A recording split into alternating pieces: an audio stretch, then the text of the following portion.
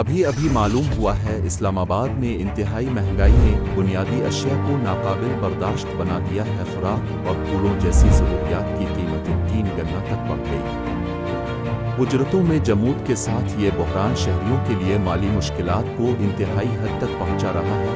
मकामी रिहायशी नूर गनी ने अवामी मायूसी का इजहार करते हुए कहा कि 80,000 रुपए की माहाना आमदनी भी नाकाफी है, जबकि बेशतर मजदूर महज 30,000 रुपए कमाते हैं।